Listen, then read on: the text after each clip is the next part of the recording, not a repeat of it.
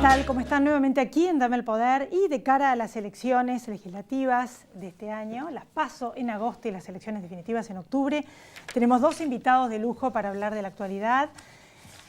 El doctor Alejandro Fargosi, ex miembro del Consejo de la Magistratura y abogado muy prestigioso, y el economista Javier Milei. Porque los temas que importan y que nos preocupan y ocupan son el tema de la economía, la corrupción y la inseguridad, en distintos órdenes, de acuerdo a las distintas personas.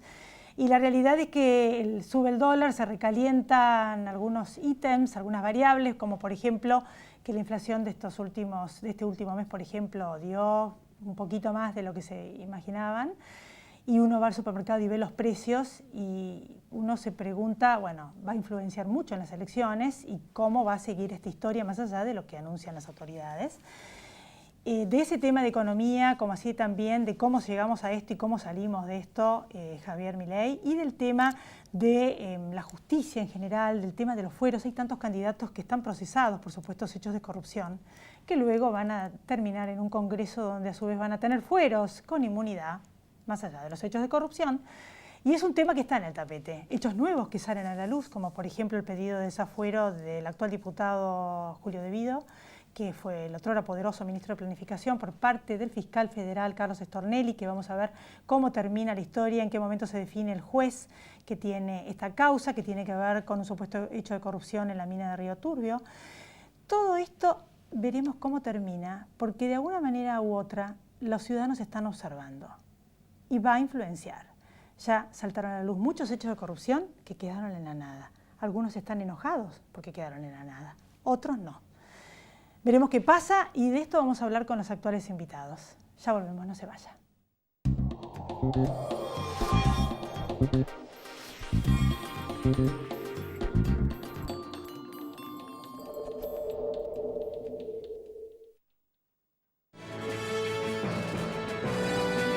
Préstamos personales de hasta 500.000 pesos a tasa fija. Cumplí tus sueños con Banco Provincia. Si un vecino tiene un buen gesto, agradecéselo sacándote un agradeselfie o sacale una foto haciendo eso que querés destacar. Subila a las redes con el hashtag agradeselfie y llenémosla de me gusta. Estos pequeños gestos también nos ayudan a vivir cada día mejor. Convivamos, Buenos Aires.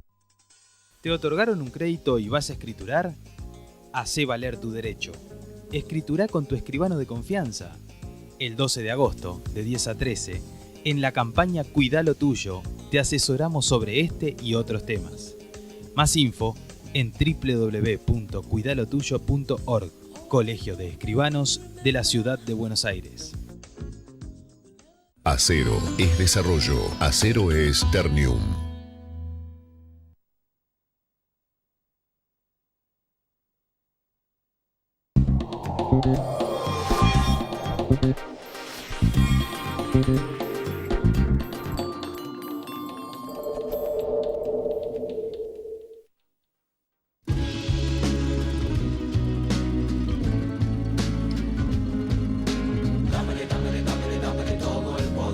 Aquí estamos en Dame el Poder. Gracias por venir, doctor Alejandro Fargosi. Gracias por invitarme. Y un lujo. En realidad, bueno, son tantos los temas, pero bueno, justamente de cara a las elecciones, tantas personas procesadas, por supuesto, hechos de corrupción, y después, si llegan a ganar, llegan al Congreso y tienen inmunidad. Y por estos días está ocurriendo lo que ya todos ustedes saben del diputado De Vido. ¿Qué está pasando? Disiento en un detalle. No son tantas, faltan muchísimas más. Faltan más de los que desempeñaron cargos oficiales y todos los que desempeñaron cargos privados que coimearon los que estaban en los cargos oficiales. Ojo con eso. O sea, la Argentina tiene una característica que la diferencia del resto del mundo. No tiene corruptos presos prácticamente. Hay algún caso aislado, pero en un país con la catarata de corrupción que todos sabemos que existe en la Argentina, donde la mayoría de los que pasaron por lo menos el último gobierno no pueden justificar cómo hacen para pagar las cuentas cotidianas, no es comprensible que haya tan pocos procesados. Y absolutamente inadmisible que no haya condenados. Lo de los condenados ya es una burla a todos nosotros. Siempre pongo como ejemplo un caso que me es muy cercano, es un amigo mío, al que la AFIP le descubrió, y no estoy exagerando, 2.430 pesos, eran menos de 200 dólares, 2.430 pesos de desfasaje entre lo que ganó y lo que gastó en el año. y llegó a ese nivel de descubrimiento la AFIP. Me parece bárbaro. Todos tenemos que pagar el 100% de impuestos. Ahora, ¿y el resto? ¿Y todos estos señores que nos quieren convencer que viven de dar conferencias? Bueno, fue lo que yo hablé en la editorial la semana pasada. Va por un carril el nuestro, el de los ciudadanos comunes, y por otro carril de la política. Totalmente. Y eso es lo que no con un podemos proceso aceptar. ni siquiera podés presentarte a buscar un empleo porque no te toman, bueno, y así no te dan un crédito. Totalmente. Bueno. O sea, ¿cómo llegamos a esto y en qué medida esto no debería ser así o sí? La verdad que no sé, porque el artículo dice que la idoneidad basta para los cargos públicos de la Constitución. Sí, lo que pasa es que, tiene cierta lógica, ¿no? Porque hemos tenido muchas interrupciones al proceso democrático. ¿Y cuál era la característica de la interrupción al proceso democrático en estos últimos 60, 70 años? Que los que eran desplazados por los gobiernos militares eran pésimos, pero después terminaban bendecidos por el gobierno militar, que era peor que los desplazados, y así sucesivamente, con lo cual terminamos endiosando personajes que merecían la cárcel, y el sistema político nunca se autodepuró. No fueron mejorando naturalmente. Esto es un proceso que lleva muchos años de depurarse, digo, y nuestra democracia, aunque parezca mentira, no tiene tantos, tiene 30 y cortos. Entonces nos va a llevar esfuerzo. Lo que pasa es que si no decimos las cosas de frente, si estamos acomplejados permanentemente con la corrección política y con el manual del buen encuestador, estamos fritos. ¿Por qué? Porque no nos revelamos a nosotros mismos la verdad. Ese es el problema, no lo admitimos. Entonces ahí no cambiamos porque ni siquiera tenemos un buen diagnóstico. ¿En qué medida existe la posibilidad de que finalmente haya más de las segundas líneas presos? Bueno, ahora por ejemplo hay otros casos que están saliendo a la luz, pero como todo quedó en la nada. Y ahora desgraciadamente no va a pasar nada hasta las elecciones, porque la parte mala de la justicia, que hay mucha justicia buena. Hay mucha justicia buena. El problema, ¿cuál es? Que con tener, simplifiquemos, un 70% de la justicia buena en jueces y funcionarios, no logramos nada porque el punto lo marcan los otros 30, el otro 30%. Mientras no estén las elecciones dirimidas, mientras no sepamos si el cuco, como lo llama Lilita, si el cuco renace, los jueces no se van a atrever a dictar ningún tipo de decisión que avance en la lucha contra la corrupción. Pensemos en el caso de Brasil. Estamos hablando de Brasil, ¿sí? Brasil nunca se caracterizó ni por su seriedad, ni por ser anglosajones, ni nórdico, ni nada por el estilo. Brasil nos está dando una paliza moral, porque ellos no solamente están luchando contra la corrupción, sino que además están metiendo presos incluso a los privados, que es la gran asignatura pendiente hasta del diálogo en la Argentina. Acá no se habla de los empresarios corruptores, se habla solo de los funcionarios corruptos, pero ¿y de los corruptores? En fin, digámoslo, obviamente esto genera problemas con clientes, en mi caso, con anunciantes, en el caso de un periodista, y bueno, ¿y qué vamos a hacerle? Ahora, bueno, este aislacionismo en la política exterior argentina y que aún se mantiene hasta el día de hoy, y tiene que ver con esto que usted estuvo diciendo, ¿no? No se habla de política, de lo que pasa en el mundo internacionales, no. Y entonces todos los hechos de corrupción que no hay, o sea, no hay como en este país, no hay tantos casos de toda la gente suelta. O sea, es muy interesante esa mirada. Algo que a mí me llama increíblemente la atención. Yo creo que la edad se puede definir entre los argentinos según aquellos que vimos noticieros en los que había una parte internacional y los que ni siquiera saben que existe una parte internacional. Entonces, ¿cuál es el problema de no saber lo que pasa en el mundo desarrollado? Que no lo sabemos porque acá se dedican a entrevistar tonterías en los noticieros que duran encima todo el día, pero no hacen una profunda casi del mundo internacional ni por accidente. ¿Cuál es el problema? Que no nos damos cuenta que nosotros estamos yendo en sentido inverso al del mundo.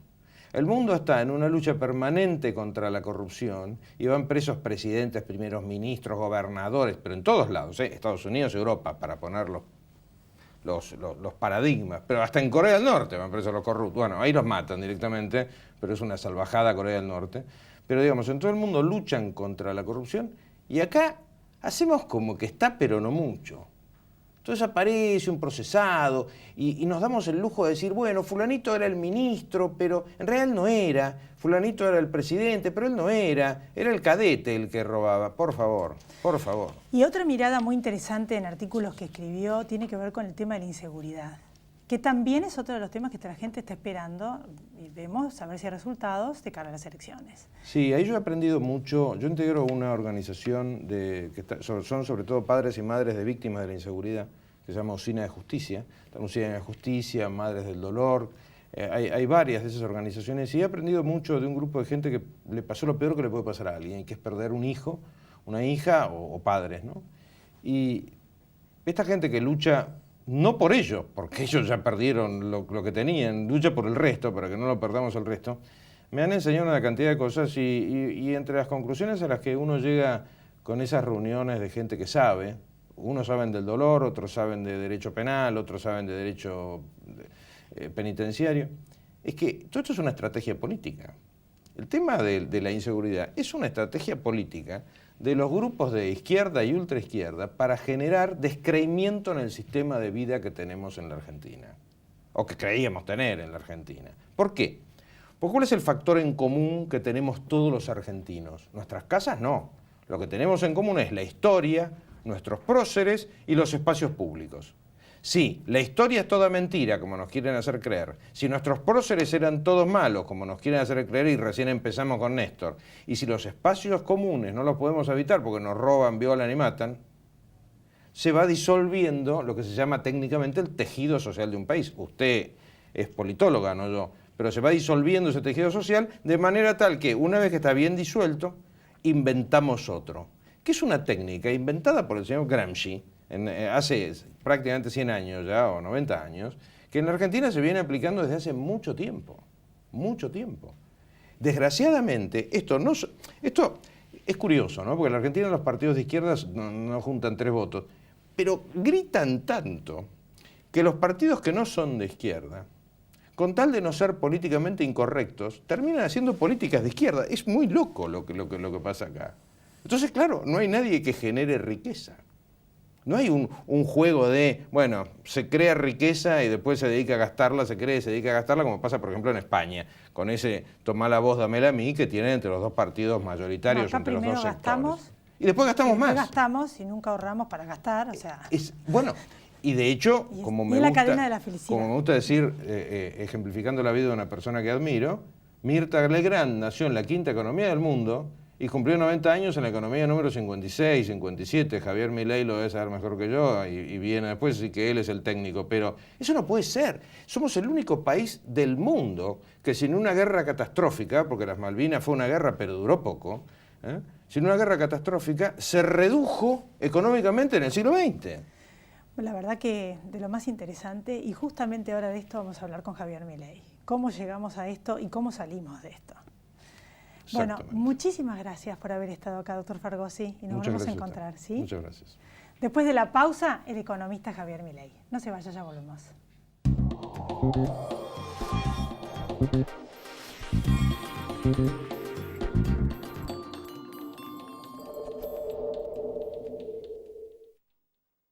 Grupo Petersen, desde 1920, construyendo el país. Auspicia este programa Mercado a Término de Buenos Aires, el primer mercado de futuros agrícola de Latinoamérica. Pensá en lo que vas a poder hacer con lo que ahorrás. Aprovecha hoy mismo esta promo de Provincia Seguros y llévate un 30% de descuento con el seguro de tu 0 kilómetro, camioneta o 4x4. Llama al 0810-222-2444. Consulta con tu asesor de seguros o en nuestras sucursales. Nuestro compromiso es con vos. Provincia Seguros, una empresa del Grupo Provincia.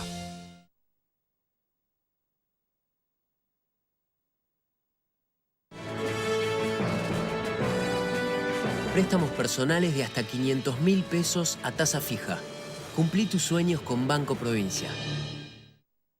Sí al 98% de cloacas. Sí al 100% de agua potable. Y sí a la menor mortalidad infantil de América Latina. ¿Te animas a seguir diciendo que sí a vivir mejor? Yo digo que sí.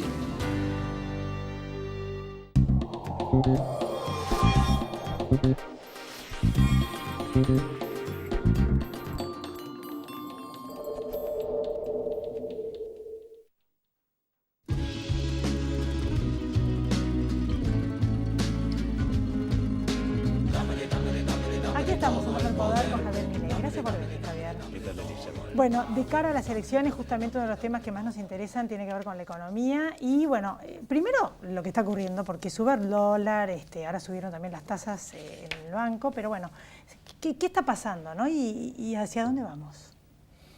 Mira, yo creo que la suba del dólar la vamos a terminar de entender cuando se conozcan todos los datos del mes de junio, porque básicamente el mes de junio tuvo mucho movimiento monetario. Porque básicamente, ¿qué pasó? Pasaron estas cosas. En primer lugar, ¿sí?, el Banco Central debió enfrentar un vencimiento del EVAX muy grande por 550.000 millones de pesos, que solamente pudo renovar el 80%, con lo cual ahí se expandió la cantidad de dinero, 110.000 millones de pesos. Además tuvo que asistir al Tesoro por 40.000 millones, algo que está pactado, pero lo tiene que hacer. Quiere decir que vos lanzaste al mercado 150.000 millones de pesos. Eso es el equivalente a 20% de la base monetaria, ¿eh? Es un número muy importante. Es cierto que a la ronda que siguió el Banco Central sacó del mercado 60.000 millones, ¿eh? Pero te quedaron 90.000, ¿sí? Y eso se dio en un momento en el cual los exportadores no liquidaron, con lo cual no te entraron dólares y no te demandaron pesos, y como si todo esto fuera poco, la cuestión vinculada al proceso electoral argentino, con todos los agentes que participan de este proceso, vos te das cuenta que son todos en mayor o en menor medida sodomitas del capital. Es decir, van a estar dispuestos a expropiarte en cuanto exista el menor atisbo de ganancia. Toda esa situación generó una caída en la demanda de dinero. Entonces, teniendo más oferta, teniendo menos demanda, el poder adquisitivo del dinero cae. ¿Esto qué quiere decir? Que el resto de los precios de la economía van a subir y el dólar es un precio más y vos has visto un salto en el dólar.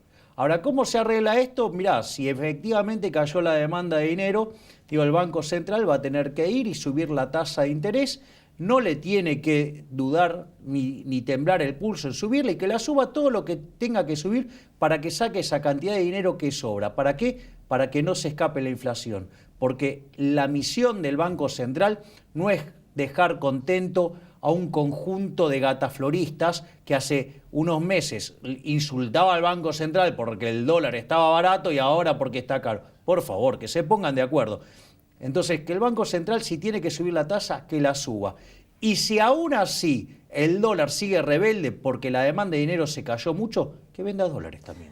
A mí me llama mucho la atención la frase que muchas veces repetís de que estamos en un proceso de africanización, quizás, y que no nos estamos dando cuenta. Y de hecho, uno a veces cuando ve, por ejemplo, el tren, que antes iba en 4 o 5 horas a Mar del Plata y ahora tarda 7 horas y media, pero así todo. No hay más trenes, el tren que paraba, el tren que cerraba y lo cerraron, los pueblos cayeron detrás. Y tantas otras situaciones, ¿no?, que uno ve. ¿Vos por qué lo decís? Porque básicamente Argentina ha hecho un culto de combatir el capital. Es decir, el capital no solo lo han combatido los reyes de los sodomitas del capital, que son los peronistas, y hoy encumbrados en la figura, digamos, de la campeona del robo al capital, que es la señora Cristina Fernández de Kirchner, sino que los otros también adhirieron a la misma porquería, por decirlo de alguna manera. Argentina, digamos, tiene destino de país africano, básicamente porque se comió el capital físico, porque se comió el capital humano, se copió el capital institucional y se comió el capital social. Mirá, capital físico. Cualquier país de América Latina, aun cuando invierte poco, invierte 22% del PBI, nosotros 15%. Con lo cual, no hay máquinas. ¿Por qué? Porque no ahorramos. ¿Por qué? Porque estamos con esta estupidez y la farsa de la distribución del ingreso, que no es ni más ni menos que un acto violento de expropiación y castigo al exitoso, con lo cual después anda a invertir bajo esas condiciones. Lo otro, digamos, nosotros éramos, vos fíjate que hoy estamos séptimo en las pruebas PISA en América Latina. Nosotros fuimos el primer país del mundo que eliminó el analfabetismo, ¿sí? Y eso también es bien peronista, ¿sabes por qué? Porque había un señor que decía alpargatas sí, libros no. Ahí está, toda una manga de brutos que no, digamos que los chicos el 50% no termina, el 50% que termina, digamos, no entiende lo que lee, digamos, toda una cosa así. En lo institucional no hay institución que no se haya violado. Sí, el caso más típico es la moneda, ¿no? Y lo otro es el capital social. La grieta no es que es un invento de la nata, no, la grieta es algo que existe. Es decir, cuando vos a una persona le robaste, porque la justicia social es un robo, ¿sí? ¿Qué querés? ¿Que esté contento? No, va a estar recontracaliente. Es decir, y el otro, además, o sea, vivió un jolgorio que, claro, qué piola, digamos, si viene alguien y te da un montón de plata para patinártela, ¿no estarías contenta? Y sí, todos estaríamos contentos, pero el tema es cómo te llegó esa plata, porque alguien pagó esa cuenta, y si vos se lo expropiaste, y no va a estar contento. Vos como economista y técnico, hay una parte desde el punto de vista sociológico y humano que yo te pregunto, ¿cómo se le explica? O sea, hay mucha gente que quiere seguir viviendo eso. Si no, no existiría un núcleo duro del kirchnerismo como existe. Y que por más que vos les digas que en realidad ya no hay más nada para repartir, no lo van a entender tan fácilmente. Porque había para repartir o así lo sintieron, ¿me entendés lo que te quiero decir? O sea, esas 12 cuotas sin interés alguien las pagaba, pero no se dieron cuenta mucho quién. Pero alguien pagaba todo eso. A ver. Entonces, o sea, ¿cómo lo armás? Porque es muy difícil de entender. Bueno, lo que hay que entender es que, digo, cuando vos creás un derecho económico, alguien lo tiene que pagar. Entonces, fíjate esto, vamos a hacerlo con un ejemplo bien simple. Suponete que vos tenés un departamento. Entonces, lo hipotecás y te dan toda la plata del departamento. Ahora agarrás esa plata, te vas a Europa y te pasás 6 meses de jolgorio, tirando manteca al techo, no te privás de nada y te la patinás toda. Cuando volvés estás con una mano atrás y otra adelante, ¿sí? Te van a venir a buscar por la plata de la hipoteca, no la vas a poder pagar, te van a ejecutar. Sería de una irresponsabilidad total creer que antes estabas mejor. Sí, claro, crees que estabas mejor. Ah, qué bien que las pasaste en Europa, fenómeno. Pero, ¿qué es lo que pasa? Pero te das cuenta que eso era insostenible. Ahora, ¿por qué te internalizás que es insostenible? Porque te quedaste sin el departamento. ¿Cuál es el problema, digamos, con los kirchneristas? Que en realidad la fiesta esa en Europa se la dieron con el departamento de otro. Con eso de la redistribución del ingreso, que no es ni más ni menos que robarle a otra persona. Porque en el fondo, sí, digamos, por ejemplo, ¿estamos de acuerdo con que todas las personas deberían ser tratadas igual frente a la ley? De igualdad ante la ley. Bien, exacto. Eso es uno de los grandes logros del liberalismo. Cuando vos aplicás política redistributiva, significa que estás tratando de manera desigual a la gente frente a la ley, donde hay unos privilegiados, ¿sí? Y hay unos que son castigados. ¿Quién es el que es castigado?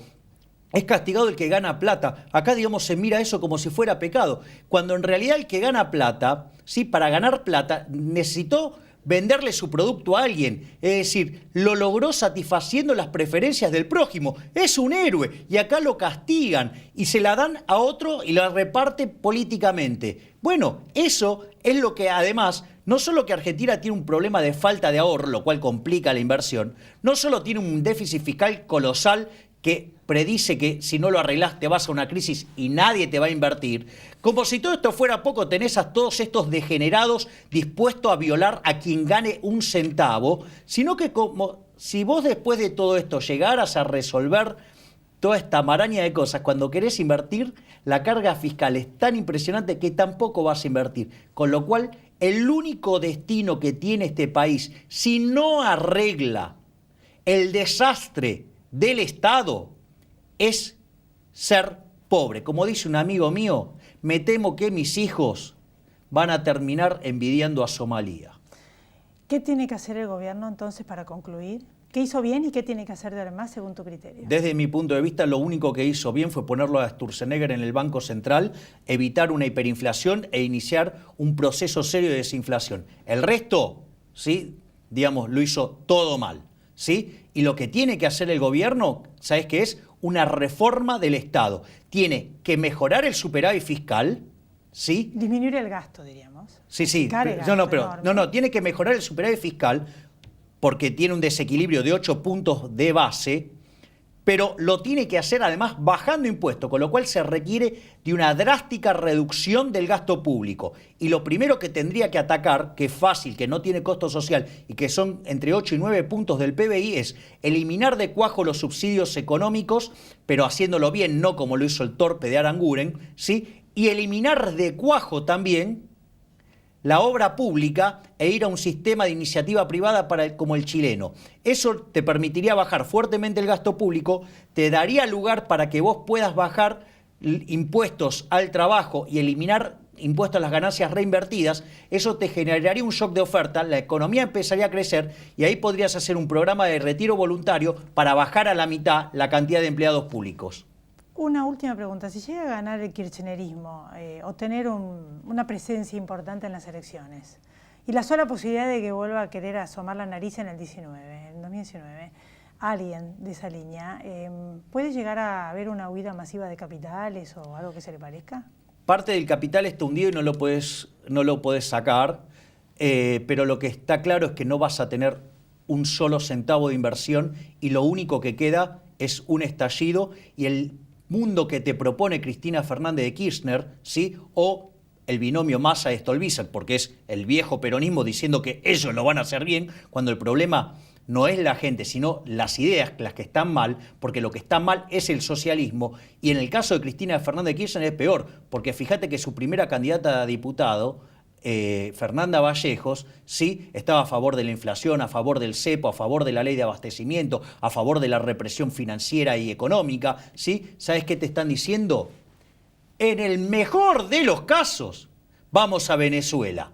Y si les sale bien, nos lleva a Corea del Norte. Y también está Santa Cruz acá nomás. Pero bueno, gracias. Ese es el mejor ejemplo del mundo kirchnerista cuando se queda sin financiamiento. Gracias, Javier. Gracias a vos, Elizabeth. Nos volvemos a encontrar la próxima semana. Y a todos ustedes también, gracias por haber estado ahí. Chao.